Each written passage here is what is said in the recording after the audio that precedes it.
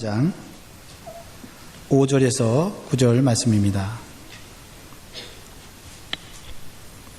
고린도후서 13장 5절에서 9절 말씀을 교독하겠습니다. 5절 제가 읽고 교독합니다. 너희가 믿음에 있는가 너희 자신을 시험하고 너희 자신을 확증하라. 예수 그리스도께서 너희 안에 계신 줄을 너희가 스스로 알지 못하느냐? 그렇지 않으면 너희가 버리운 자니라. 자 되지 아니한 것을 너희가 알기를 내가 바라고, 우리가 하나님께서 너희로 악을 조금도 행하지 않게 하시기를 구하노니 이는 우리가 옳은 자임을 나타내고자 함이 아니라 오직 우리는 버리운 자 같을지라도 너희로 선을 행하게 하고자 함이라. 우리는 진리를 거스려 아무것도 알 수 없고 오직 진리를 위할 뿐이니. 같이 읽겠습니다. 우리가 약할 때에 너희의 강한 것을 기뻐하고 또 이것을 위하여 구하니 곧 너희의 온전하게 되는 것이라. 아멘. 참 세월이 빨리 갑니다. 벌써 12월 달이 되었습니다. 요즘은요 달력을 넘기는 것도요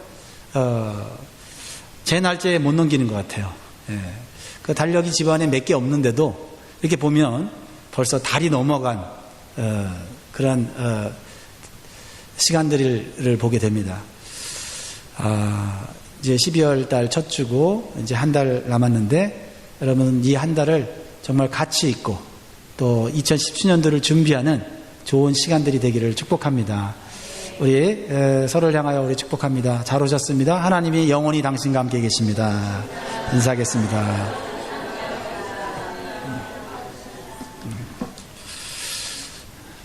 네. 그래도 여러분 웃을 수 있는 그런 여유가 있어서 참 보기가 좋습니다. 제가 초등학교 들어가면서부터 지금까지 꾸준히 했던 것이 있습니다. 그 뭐냐면 테스트를 받는 거예요. 초등학교 들어가서 한글 받아쓰기부터 시작해서 오늘날까지 테스트를 받고 있습니다. 얼마 전에는 제가 이렇게 인터넷을 설치하다가 EQ 테스트라고 하는 그런 웹사이트를 이렇게 발견했어요. EQ 테스트가 뭐냐면 감성 지수를 테스트하는 거예요. Emotional Intelligence 테스트인데 얼마나 감성이 풍부하냐 궁금해졌어요. 요즘 제 감성이 좀 메말랐거든요. 그래서 내 마음이 얼마나 메말랐는가, 아니면 내 마음이 감성이 풍부한가 궁금해졌어요. 그 테스트를 이렇게 잠깐 했는데 보니까 점수가 나오는데 104점이 나왔어요. 그래서 처음에 보고 100점이 넘었다. 너무 기쁘다. 그러니까 거기에도 이렇게 써 있어요. 당신의 감성은 정상입니다. 이렇게 써 있는데 만점이 200점인 거예요. 한참 제 감성이 아직 모질하구나 그런 생각을 해보면서 다시 했어요. 다시 했더니 126점이 나왔더라고요. 여전히 제 마음이 메말라 있고 아직 그 마음의 감사가, 기쁨이 부족하구나. 연말에 내 마음이 많이 스트레스도 받고 또 이 마음을 잘 다스리지 못하고 있구나 하는 생각을 해 보았습니다. 그러면서 이 12월 달에 바쁘지만은 하나님을 더욱 찬양하고 또 좋은 음악을 듣고 또 성경을 읽으면서 묵상하는 시간도 갖고 차를 마시면서 좀 지나온 세월도 좀 생각하고 이런 시간을 가져야 되겠다. 겉만이 아니라 우리 내면을 좀 돌아보고 좀 가꿀 수 있는 시간이 필요하다 하는 생각을 해 보았습니다. 하나님께서도 우리의 인생을 테스트하고 계세요. 그래서 우리가 잘 살고 있는지 하나님이 우리를 테스트하는데, 하나님은 우리를 테스트할 때 얼마나 능력이 있는지, 얼마나 머리가 똑똑한지, 얼마나 많은 일을 했는지, 얼마나 많은 소유를 가졌는데 그걸 테스트하시는 것이 아니고 하나님은 우리를 향해 한 가지 테스트하는데 우리의 믿음을 테스트하십니다. 즉 우리의 마음속에 뭐가 있는지를 테스트한다고 하는 것입니다. 믿음의 테스트를 왜 하십니까? 하나님에 대한 마음을 확인하시고 그리고 더 큰 축복으로 우리를 이끌어가기 위해서 하나님은 우리를 테스트하시는 것입니다.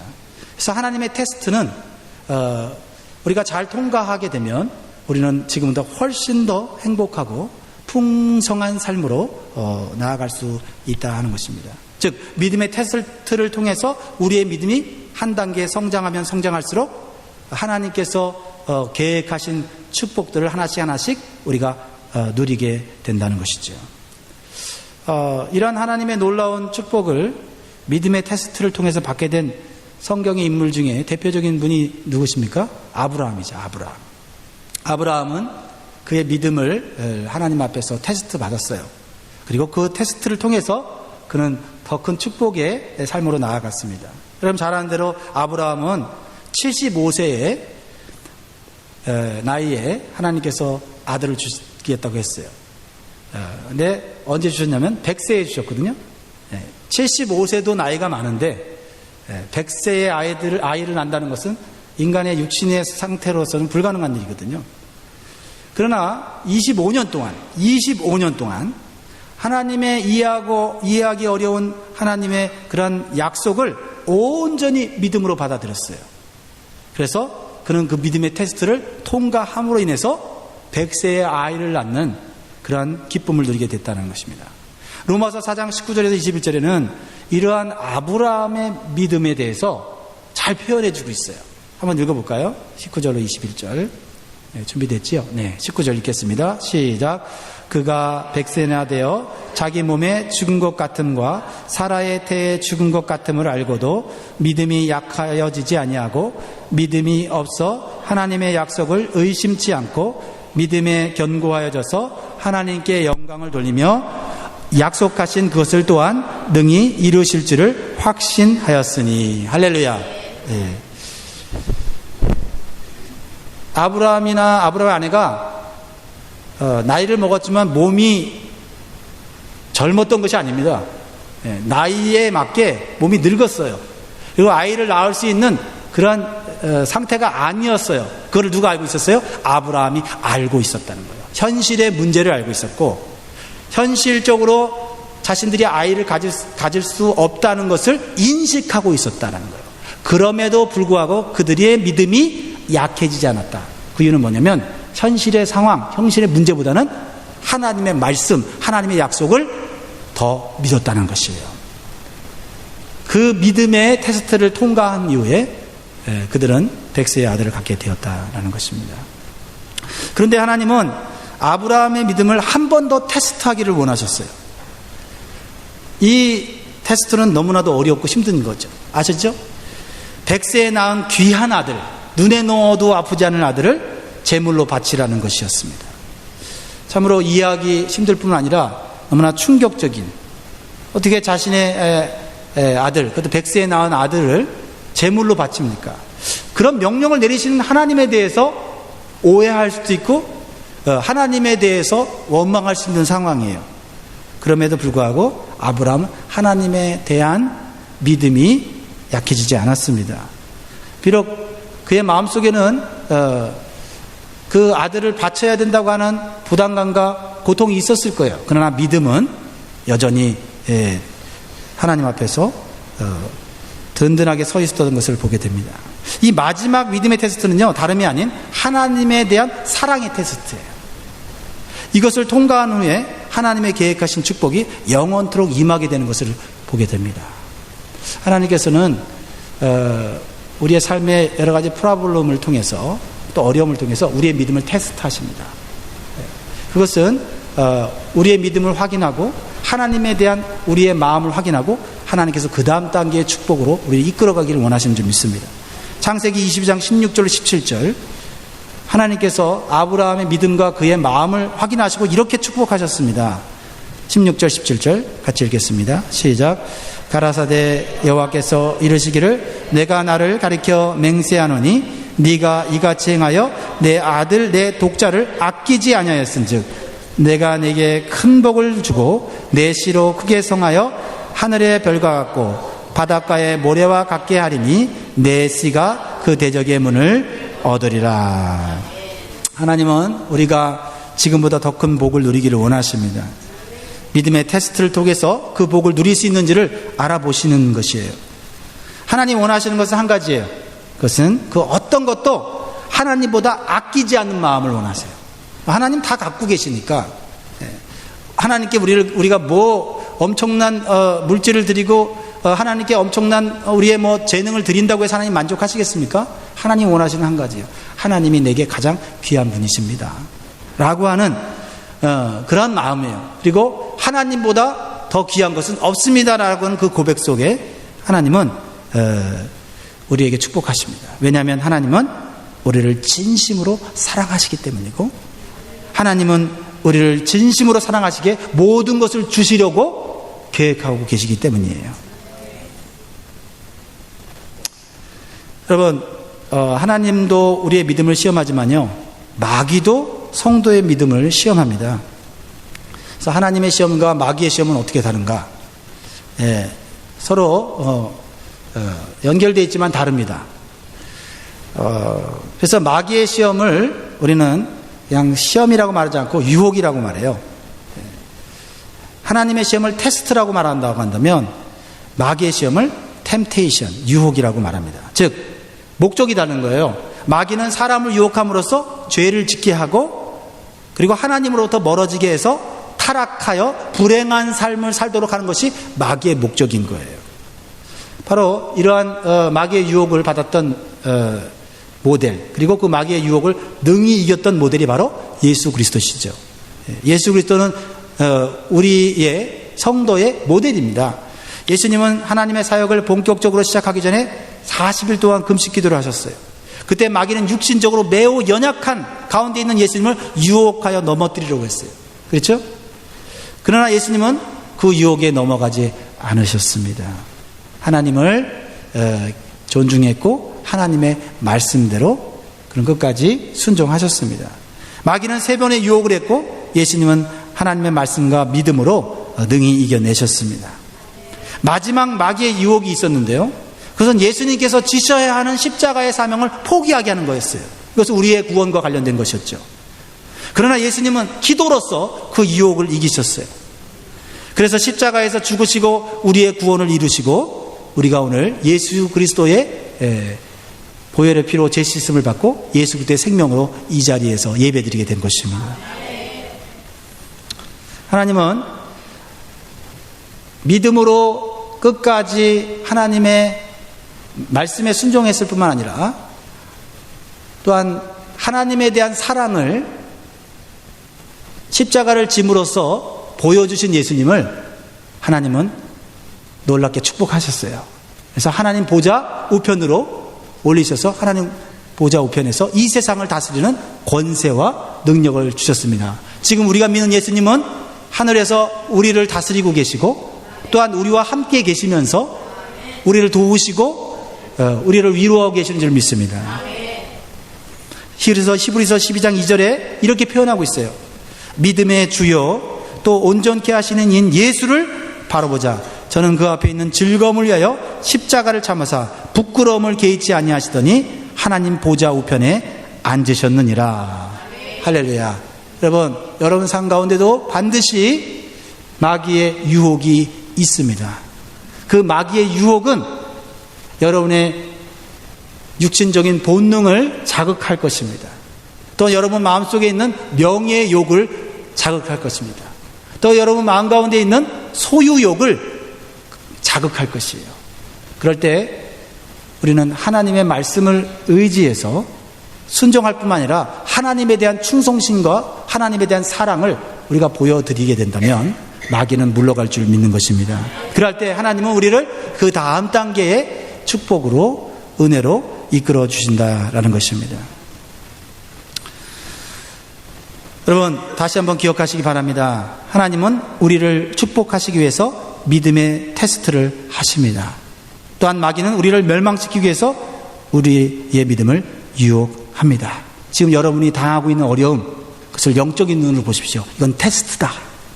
그것이 하나님의 테스트든 마귀의 유혹이든 상관이 없습니다. 그 테스트는 패스해야 합니다.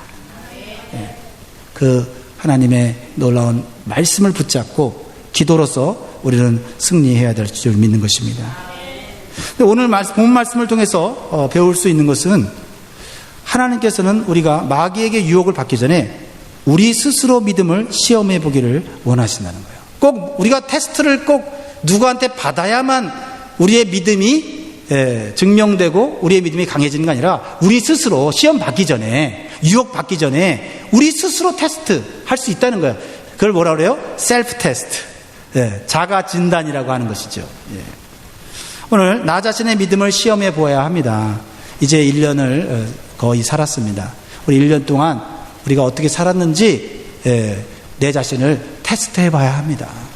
정신없이 살았다고 말을 합니다. 정신없이 살았다고 말하는 것으로 우리는 모든 것이 해결되지 않습니다. 우리가 믿음대로 살았는지 하나님 뜻대로 살았는지 한번 테스트해 봐야 됩니다. 스스로 해봐야 됩니다. 그렇지 않으면 누가 유혹합니까? 마귀가 우리를 유혹하고 우리를 넘어뜨립니다. 그러기 전에 우리 스스로 우리 자신을 시험해 보아야 한다라는 것입니다. 그래서 5절 말씀에 보니까 이렇게 말씀하고 있습니다. 5절 말씀 오늘 같이 한번 볼까요? 5절 시작. 너희가 믿음에 있는가 너희 자신을 시험하고 너희 자신을 확증하라. 예수 그리스도께서 너희 안에 계신 줄을 너희가 스스로 알지 못하느냐? 그렇지 않으면 너희가 버리운 자니라. 하나님께서 가장 중요하게 생각하시는 테스트가 믿음의 테스트인 것처럼 우리 자신도 우리가 믿음 안에 있는지 시험해 보아야 합니다. 그래서 시험해 보다라고 하는 이 단어는 자세히 조사하다라는 거예요. 대충 보는 게 아니라 자세하게 조사하는 것을 말하고 있어요. 자, 그러면 제가 몇 가지 질문을 해보겠습니다. 먼저 우리의 믿음은 누구에 대한 믿음입니까? 나에 대한 믿음입니까? 우리의 가족에 대한 믿음입니까? 아니죠. 우리의 믿음은 하나님에 대한 믿음이에요. 하나님에 대한 믿음. 내가 하나님에 대한 믿음이 있는가 한번 질문해 보아야 합니다. 그러면 하나님에 대한 믿음은 무엇으로 나타나요? 하나님에 대한 믿음은요, 하나님의 말씀에 대한 순종으로 나타나는 거예요. 자녀들이 부모에 대한 믿음은 부모님이 하는 말씀에 순종하는 것으로 나타나잖아요. 그렇죠? 부모에게 순종하지 않는 자녀들은 부모를 신뢰하지 믿지 않는 거예요. 마찬가지로 우리가 하나님에 대한 믿음은 하나님의 말씀에 대한 순종으로 나타나요. 그래서 우리가 우리 자신을 믿음 안에 있는지 시험하기 위해서 두 가지를 살펴봐야 돼요. 첫 번째는요, 내가 지금 현재 하나님 말씀에 얼마나 순종하고 있는지 정직하게 자세하게 조사해 볼 필요가 있어요. 스스로 한번 질문해 보세요. 요즘 나는 하나님 말씀에 온전히 순종하고 있다고 자신할 수 있는가? 한번 질문을 해 보셔야 되는 거예요.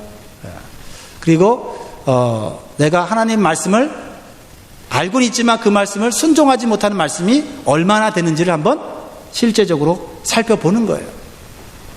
그러므로 내가 정말 믿음 안에 있는가 한번 테스트를 하는 것이죠. 두 번째는 뭐냐면 세상과 관련돼서 질문해야 돼요.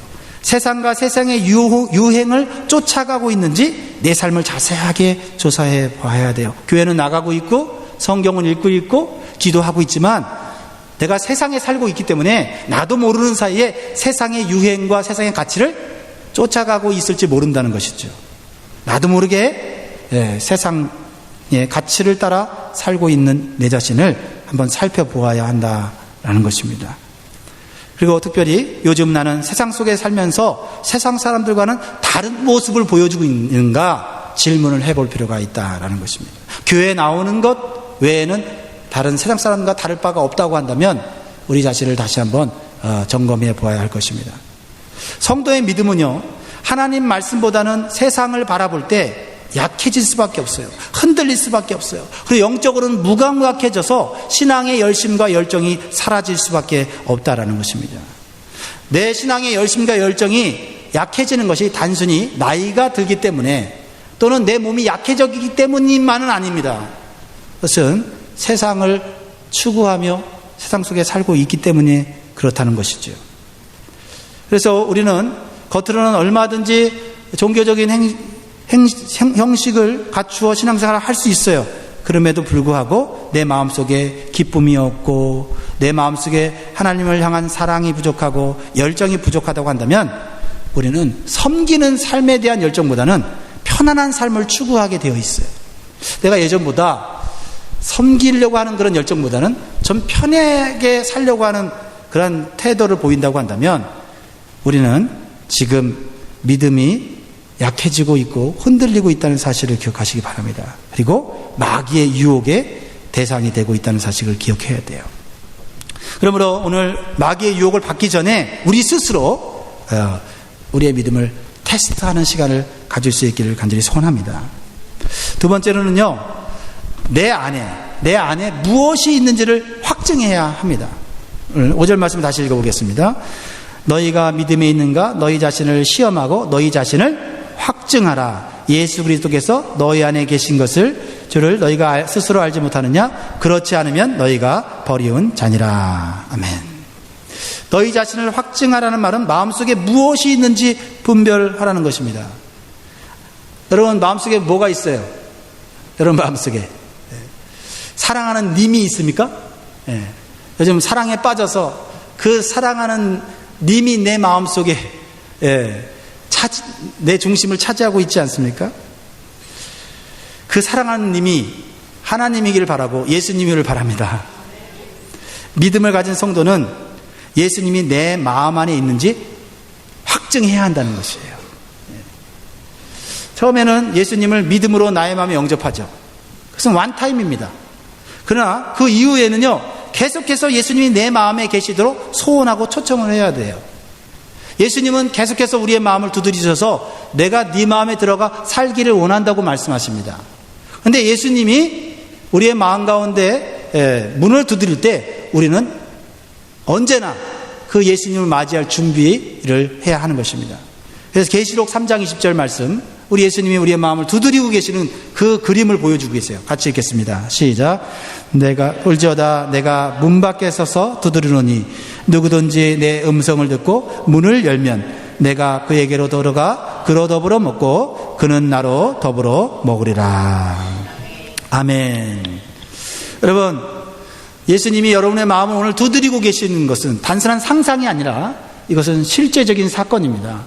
그러므로 여러분 예수님을 내 마음 가운데 인격적으로 초청하고 모시는 그러한 기도와 그러한 대화를 해야 되는 것이죠. 제가 뭐 예를 들면 여기 계신 우리 고 장로님을 장로님 내일 몇 시에 저희 집에 오십시오라고 초청을 하면 같이 만날 수 있는 것처럼 우리 예수님은 어디에나 계시지만은 우리의 마음에 초청할 수 있다는 사실을 기억하세요.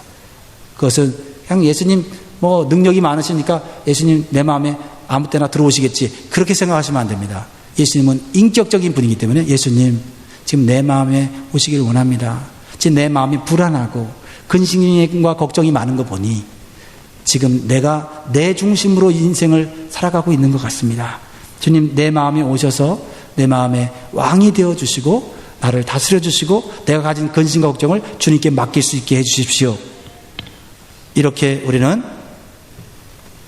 대화를 해야 하는 것입니다. 예수님이 마음에 계시지 않으면 우리는 우리의 마음속에서 더러운 죄성이 가득 차게 되어 있어요.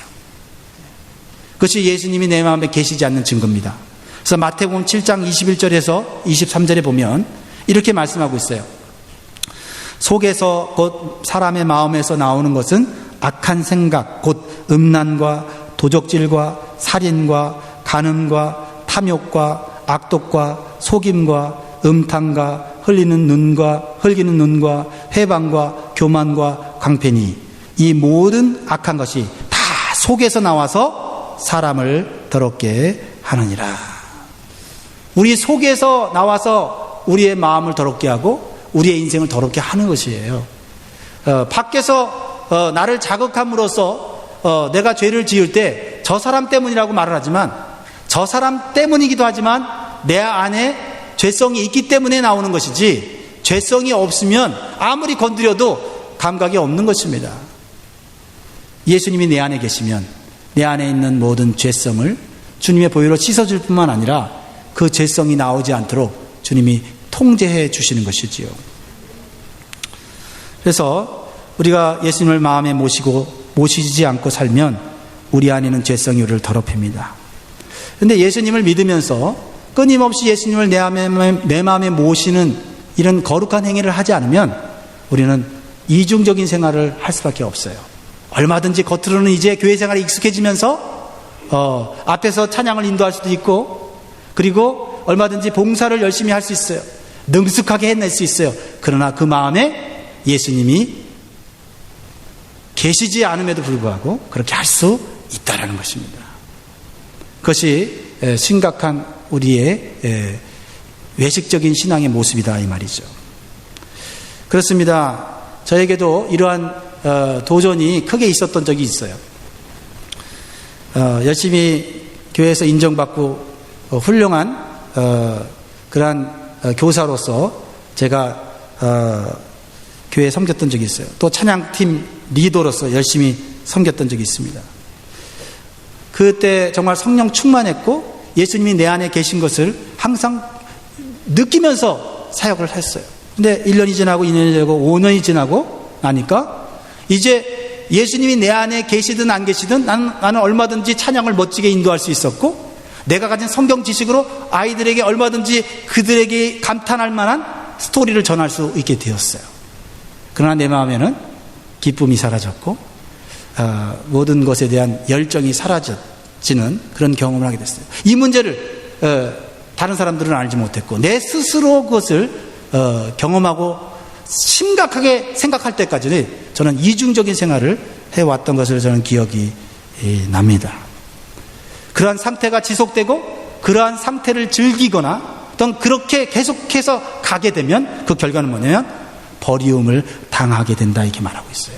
오늘은 굉장히 이 말씀 속에 간결하게 얘기하고 있지만 사실은 내 안에 예수님이 있는지 없는지 이거를 확인하지 않는 상태가 지속되어지고, 그리고 예수님이 안 계셔도 얼마든지 교회 생활을 잘하고 있는 내 자신을 탓하지 않을 때 우리는 타락하게 되고 겉은 종교에 있는데 내 마음은 세상 사람들의 마음처럼, 짐승의 마음처럼 변할 수 있다는 사실을 우리는 기억해야 하는 것입니다.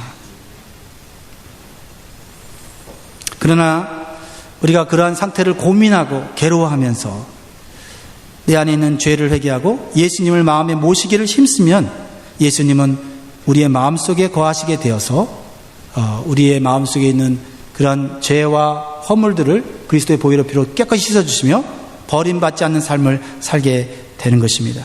그래서 사도 요한은 이러한 사실을 이렇게 표현했어요. 사도 요한은, 사도 바울은 너희가 너희 마음 안에 예수님이 있는 것이 확인이 안 되면 너희들은 버리온 자다 이렇게 얘기를 했어요. 그런데 사도 요한은 이렇게 표현을 했어요. 요한일서 5장 12절에 시작. 아들이 있는 자에게는 생명이 있고 하나님의 아들이 없는 자에게는 생명이 없느니라 이렇게 말하고 있어요. 이것을 사도 바울은 뭐라고 말하고 있냐면 내 안에 예수님이 있는지 없는지 그것을 누가 가르쳐주지 않아도 자기가 안다는 거예요. 잘 모르겠는 사람들은 자꾸 자기 자신의 마음을 살펴보아야 한다는 거예요. 누가 가르쳐주는 것이 아니고 예수님을 영접하고 그 예수님을 내 안에 주인으로 모시고 왕으로 모시는 사람들은 주님이 내 안에서 다스리고 계시다는 것을 알게 되는 것이죠. 물론 이런 경우는 있어요. 내 안에 예수님이 계시지만은 예수님의 다스림에 순종하지 않을 수는 있어요. 그렇죠? 예를 들면 집안에 부모님을 모셔서 부모님을 섬깁니다. 그러나 부모님이 계시지만 부모님에 대해서 무관심할 수 있잖아요. 그렇죠? 부모님에게 어떤 선택권이나 주도권을 드리지 않을 때가 있잖아요. 내가 모든 것을 선택하고 내가 모든 것을 판단하고 그냥 부모님은 집에 계시는 분이지 그분이 어떤 내 삶이나 가정을 이끄신 분 아니라고 생각할 수도 있잖아요. 마찬가지로 우리 안에 주님을 모셔놓고 주님이지만 주님의 역할을 못하도록 내가 주인의 역할을 할 수도 있다는 거예요. 그런 상태로 우리가 신앙생활을 열심히 할 수도 있다라는 것입니다. 그러한 상황이 지속되면 버리운 자가 될 수 있다라고 말하고 있는 것이에요. 제가 여러분을 통해서 오늘 이 말씀을 통해서 같이 나누고 싶은 것은 우리가 단순히 교회에 나오는 것보다 더 중요한 것이 예수님께서 내 안에 계심을 느끼며 사는 것이라는 것을 말하고 싶은 거예요. 이러한 예수님의 임재가 내 안에 있음을 알 때 참된 평화를 경험하게 됩니다. 그리고 예수님의 임재를 느끼며 예배와 찬양을 할 때 찬양이 감격스러워지고 은혜가 충만하여져서 하나님께 온전히 영광 돌리는 찬양과 예배를 드릴 수 있다는 것입니다. 그러면 사람들을 사랑하고 싶은 마음이 생기고 또 섬기고 싶은 마음이 생기고 그리고 주님의 말씀에 순종하고자 하는 열정이 생기는 것이에요. 이것이 믿음이 스스로 증명된 성도의 삶인 것입니다. 그런데 우리가 스스로 이러한 믿음의 테스트를 패스하지 못하면 어떻게 될까요? 심각한 문제가 생깁니다. 처음에는 좀 겉과 속이 다른 이중적인 삶으로 인해서 고민을 하다가 그러다 그것이 익숙해지면 얼마든지 겉으로 포장을 하면서 신앙생활을 할 수 있게 돼요. 그러나 어떤 내면의 신앙의 확신과 자신감을 잃어버려요. 그러면 하나님께서 멀리 계시다는 그런 느낌을 갖게 돼요. 그리고 하나님이 언제부터인가 나한테는 무관심하다고 하는 그런 생각이 듭니다. 그리고 심지어는 하나님의 존재를 의심하기까지 하게 되죠. 이것이 바로 버리운 자의 상태로 가고 있는 것이에요. 기도의 사람인 다윗이 그의 마음이 메마르고 믿음이 흔들릴 때 그런 걸 경험해요. 그래서 시편 1절에 이렇게 말하고요. 여호와여 어찌하여 멀리 서시며 어찌하여 환난 때에 숨으시나이까. 이런 기도를 합니다. 그런데 이 다윗의 기도는 솔직한 기도예요. 하나님, 지금 하나님은 너무 멀리 계신 것 같아요. 하나님, 나 지금 문제 속에, 환난 속에, 위기 속에 있는데 하나님 지금 숨고 내 기도를 응답하지 않고 있습니다 라고 말하고 있는 것이에요. 시편 22편 1절에는 다윗은 더 심각하게 얘기합니다. 내 하나님이여 내 하나님이여 어찌 나를 버리셨나이까. 어찌 나를 멀리하여 돕지 아니하시오며 내 신음하는 소리를 듣지 아니하시나이까. 여러분, 이런 기도를 해보신 적이 있습니까? 이런 기도를 하는 사람은 믿음이 회복되고 있는 증거인 줄 믿습니다. 그냥 하나님이 멀리 있는 것 같고 하나님이 숨어 있는 것 같고 하나님이 내게 무관심한 것 같고 해서 좌절하고 그리고 포기하고 그래서 세상으로 나가는 것이 아니라 그러한 상황 속에서도 하나님 앞에 나와 하나님, 왜 하나님이 나에게 지금 멀리 있는 것 같이 느껴집니까? 왜 하나님이 내 삶에 숨어 있는 것처럼 느낍니까? 라고 고통 속에 기도할 때 하나님은 우리를 다시 회복시켜 주시는 것입니다. 우리는 믿음의 테스트를 통해서 내 안에 예수님이 계신 것이 확증되지 않을 때 또 나타나는 현상은요, 영적 지도자들에 대한 불신의 마음이 생길 수 있다는 것입니다. 오늘 고린도후서 13장 6절을 보세요. 6절을 보면 우리가 버리운 자 되지 아니한 것을 너희가 알기를 내가 바라고 이렇게 말하고 있어요. 지금 이게 이 말씀이 좀 해석하기가 쉽지는 않은데 그 배경을 알면 알 수가 있어요. 사도 바울은 우리가 이 영적인 지도자들이 버리운 자가 아니라는 것을 깨닫기를 바란다고 안타깝게 말하고 있어요. 이 얘기는 뭐냐면 사도 바울이 고린도 교회의 첫 번째 설립 목사, 첫 번째 목회자인데 지금 고린도 교회 성도들로부터 그 권위, 사도의 권위를 인정받지 못하고 있어요. 하나님의 진리의 말씀을 가르치고 전했음에도 불구하고 교회 안에 있는 거짓 교사들에 의해서 사도 바울의 권위와 사도 바울의 진리의 말씀이 도전받고 있는 상황인 거예요. 그러면서 사도 바울과 디모데와 같은 말씀을 전하는 지도자들이 하나님의 말씀을 그들이 깨닫고 그들이 믿음 안에서 다시 회복될 것을 권면하는 말씀이거든요. 그러니까 사도 바울이 아무리 말씀을 전하고 아무리 그들에게 가르치려고 해도 그들이 어떻게 해요? 그 말씀을 받아들이지 않는 거예요. 그 말씀을 마음속에 인정하지 않는 거예요. 그러니까 사도 바울이 볼 때는 너무나 안타까운 거예요. 그들이 신앙생활하고 있지만 그들 안에 정말 예수님이 있는지 없는지를 확인할 수가 없는 거예요. 그래서 사도 바울이 너희 안에 예수 그리스도가 있는지를 확인하라는 거예요. 왜요? 예수 그리스도가 계시다면 하나님의 말씀을 받아 먹을 수밖에 없고, 그 말씀이 진리의 말씀일 때 은혜 받을 수밖에 없다라는 것이에요. 여러분, 예수 그리스도가 내 안에 있다는 증거는 뭐냐면, 하나님의 말씀이 들릴 때 그 말씀이 아멘으로 받아지고 그 말씀이 내 안에서 역사하는 것을 경험하게 된다 이 말이에요. 그러면서 사도 바울은 뭐라고 말하고 있냐면, 나는 인정 안 해도 좋다. 내 권위를 인정해 주지 않아 좋다. 나는 너희들이 나를 대우해 주지 않아 좋다. 그러나 난 너희들의 믿음이 강해지기를 바란다. 그게 내 기쁨이다. 이렇게 말하고 있어요. 오늘 그게 오늘 마지막 절 말씀이죠.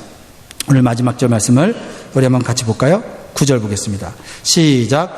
우리가 약할 때에 너희의 강한 것을 기뻐하고 또 이것을 위하여 구하니 곧 너희의 온전하게 되는 것이라. 우리가 약할 때, 사도 바울과 사역자들이 약할 때 뭐예요?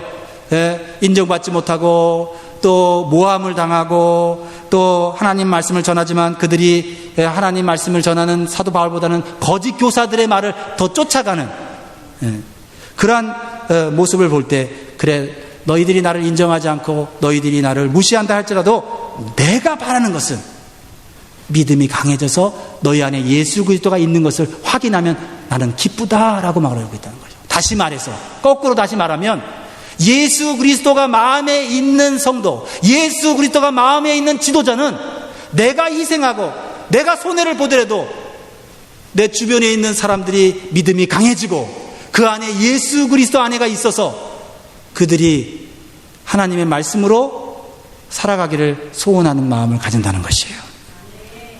그러므로 오늘 이 말씀을 통해서 우리가 지금 12월 달에 진지하게 이제 예수님의 탄생을 우리가 준비하면서 또 셀레브레이션 또 준비하고 있지 않습니까? 그런 어떤 셀레브레이션이 어떤 외적인 그런 행사가 아니라 우리의 마음에서부터 예수님이 계셔서 그 내 마음에 계신 그 예수님을 이런 찬양으로 올려드릴 수 있도록 이렇게 할 수 있으면 좋겠습니다.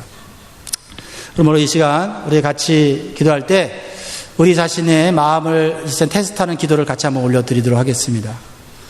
기도할 때, 하나님, 내 안에 주님이 계신 것을 경험할 수 있게 도와주옵소서. 혹시 내 마음에 주님이 계신 것이 느껴지지 않는다면, 주님, 내 안에 더러운 죄성이 내 마음속에 가득 차서 나를 세상으로 향하게 하고 하나님의 말씀을 듣지 못하게 합니다. 주여, 하나님, 이 시간 내 마음을 그리스도의 보혈의 피로 정결케 하여 주시고 성령으로 나를 새롭게 해주시도록 우선 같이 한번 기도하면 좋겠습니다. 우리 같이 한번 기도하겠습니다. 우리 장로님들 가셔서 우리 최인아 지사님 뒤에서 기도해 주세요. 가셔서 성령께서 지금 역사하고 계시는데, 이중적인 그리스도인 아니고 외식적인 그리스도인이 아니라 진정한 예수 그리스도가 내 안에 계심으로 말미암아 그 예수님으로 인해서 찬송을 하고 그 예수님으로 인해서 우리가 봉사할 수 있게 해달라고 우리 이 시간 기도하면서 우리 성탄절을 준비하면 좋겠습니다. 우리 한번 다 같이 기도하겠습니다. 사랑과 은혜가 풍성하신 아버지 하나님,